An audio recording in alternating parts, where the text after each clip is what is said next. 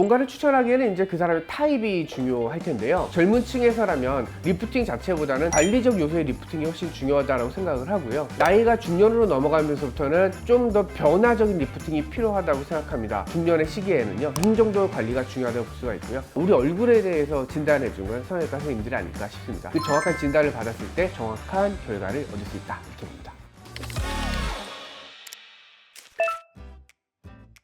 10월에서 11월 정도 사이를 봅니다. 모든 성형외과를 찾아갔을 때 본인의 수술 시간에 맞출 수 있다고 생각하지 마세요. 다들 바쁠 수 있으니까. 계획을 세운다면 2달 정도 전에는 성형외과 선정을 하고 2, 3주 내에서 수술을 잡으시고 내가 원하는 시기에 1달 반 정도 그렇게 맞추면 좋지 않을까라는 생각을 해봅니다.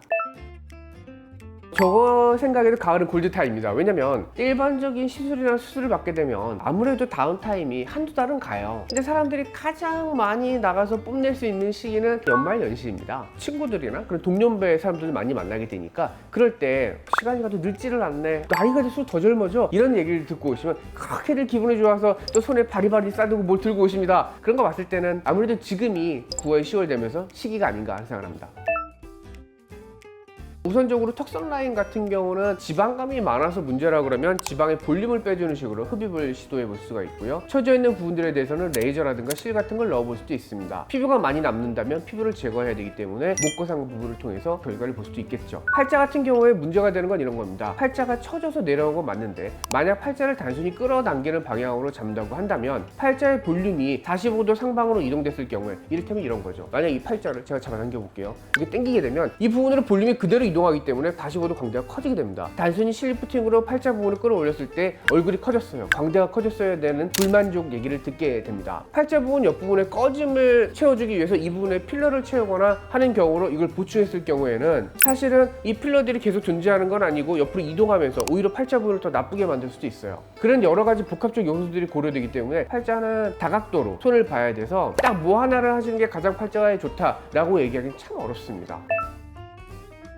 피부층은 가을철이 오면서 건조해지는 시기이기 때문에 수분 관리와 영양분 공급이 굉장히 중요한 시기입니다. 그 관리를 잘 해주면 우리 피부층에 남아있는 콜라겐과 엘라스틴을 오랫동안 유지할 수 있습니다. 스프링을 예로 들면 이런 거예요. 스프링이 탄력도를 가지고 있는 상태에서는 늘어났다 줄어났다를 계속하지만 탄력도를 잃을 때 스프링을 쭉 늘렸을 때죠. 쭉 늘어나 버린 스프링은 다시 돌아가지 않습니다. 즉 다시 말해서 우리 얼굴 피부에 있는 콜라겐과 엘라스틴이 소모가 다 돼버리고 나면 그 피부는 그대로 쭉 늘어지게 됩니다. 이런 상태를 방지하기 위해서는 건조감을 막아줘야 되고 피부층에 영양분 공급은 필수적인 요소가 되게 됩니다. 그리고 너무나 늘어진 피부 상태라면 그 부분들을 실리프팅을 통해서 끌어올려 주거나, 왜냐면 어느 정도 이상으로 늘어졌을 때 그 스프링을 많이 잡아당겼을 때와 똑같은 현상이 되기 때문에 일반적인 상태보다 더 많이 늘어나 버린 피부 같은 경우에는 탄력도를 잃을 수가 있어서 그런 실 같은 경우도 도움이 될 수 있고요. 이미 너무 많이 늘어나 버렸다면 그때는 피부를 제거하는 방법을 선택할 수밖에 없습니다. 리프팅 효과는 저 혼자만 극대화하기는 어렵고 시술을 받은 환자분들과 서로 이제 시너지를 일으켜야 되는데, 실리프팅 같은 경우에는 효과가 미비하다거나 그런 경우에는 실의 개수가 모자라서일 수도 있게 되고, 두 번째로는 실이 들어간 상황에서 포그실이라고 하는 자반을 올려주는 실을 쓰기 때문에 또 과도하게 입을 벌린다든가 고개를 돌린다든가 하는 식으로 해서 실이 안착되기 전에 효과가 떨어질 수가 있게 되고요. 안면거상 같은 경우는 붓기랑 본인의 피부 성격이랑 이런 것들에 주기적으로 왔다 갔다 하는 경향을 보이기 때문에 필요한 시기에서 레이저나 그런 부분들도 같이 병행을 해주면 또 효과를 높일 수가 있기 때문에 어떠한 시술을 받았는지, 수술을 받았는지 여부랑 현재 상태가 어떤지에 따라서 필요한 적절한 조치를 받을 수 있습니다. 만약에 받았는데 효과가 좀 떨어진다든가 빨리 사라진 것 같다 생각이 들면요, 수술하거나 시술 받은 병원하고 문의를 하시면 그 부분들도 이제 보완할 수 있는 분이 존재하기 때문에 이 상태로 너무 고민하지 마세요. 보통의 리프팅 효과는 어떤 리프팅을 선택했느냐에 따라 다른데요. 주름이 많은 것 같아서 가장 간단한 보톡스를 맞았다. 그럼 보톡스 효과는 보통 잔주름에 대해서는 일주일 정도 후부터라고 말씀을 드릴 수가 있고요. 실리프팅 같은 걸 했을 경우에는 한 달 정도째부터가 붓기도 빠지면서 니즈를 찾는다, 이런 느낌으로 볼 수가 있습니다. 그리고 안면거상 같은 정도의 큰 리프팅을 했다면 한 달 차이도 좋긴 하지만요, 그래도 붓기가 빠지고 하는 데 있어서 한 3개월 전후선에서 참 좋다라고 볼 수가 있습니다. 뭔가를 추천하기에는 이제 그 사람의 타입이 중요할 텐데요. 젊은 층에서라면 리프팅 자체보다는 관리적 요소의 리프팅이 훨씬 중요하다고 생각을 하고요. 나이가 중년으로 넘어가면서부터는 좀 더 변화적인 리프팅이 필요하다고 생각합니다. 중년의 시기에는요, 이 정도의 관리가 중요하다고 볼 수가 있고요. 우리 얼굴에 대해서 진단해주는 성형외과 선생님들이 아닐까 싶습니다. 그 정확한 진단을 받았을 때 정확한 결과를 얻을 수 있다, 이렇게 봅니다. 효과가 가장 오래 갈 수 있는 리프팅은 사실 가장 강력한 리프팅을 선택하시는 게 좋습니다. 안면거상이 가장 오래 갈 수밖에 없는 게 집을 리모델링하는 기분이다 라고 생각할 수 있습니다. 집 자체의 구조를 아예 리모델링을 해버리면 그 집은 다른 집이 되잖아요. 그런 것 같은 느낌 정도까지 볼 수 있습니다. 비용 대비 효율이 좋으려면 가장 큰 변화를 가져오되 비용을 써야 됩니다. 변화를 가져올 수 있는 부분들, 그건 사실 눈입니다. 사실 대부분의 사람들은 일단 서로의 눈을 마주보면서 생각을 하거나 말을 하기 때문에 그 사람의 인상 변화는 눈에서 결정됩니다. 사실 눈은 안면거상 수술보다는 그래도 비용적으로 저렴합니다. 그래서 눈 수술이 가장 가성비가 좋다 이렇게 얘기할 수 있습니다.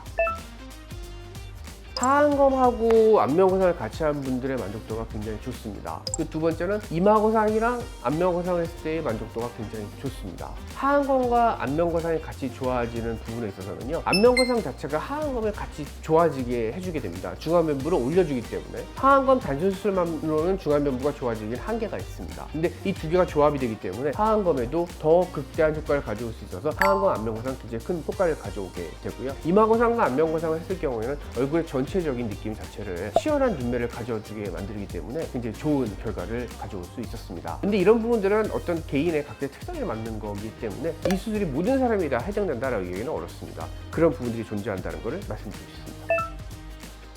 또 리프팅 수술은 당연히 부작용이 있습니다. 저희 수술할 때 부작용 없나요? 라는 말씀들을 많이 물어보는데 솔직하게 다 말씀을 드립니다. 출혈염증 감염 이 세 가지는 항상 동반됩니다. 출혈은 당연히 수술을 하니까 피가 나겠죠. 근데 그 단순 출혈은 문제가 안 됩니다. 피가 나는 건 출혈량이 많았을 때 피가 많이 차게 되는 부분들을 말하는 거겠죠. 염증이나 감염 같은 경우 수술 부위에 따라 다를 수 있지만 저희가 먹는 항생제나 그런 부분들로 충분히 컨트롤은 되기 때문에 당뇨가 굉장히 심하다든가 다른 장기 이식을 받거나 해서 면역 억제제를 드시는 분들이 아니라면 감염의 위험성은 그렇게 높진 않습니다 라고 말씀을 드립니다.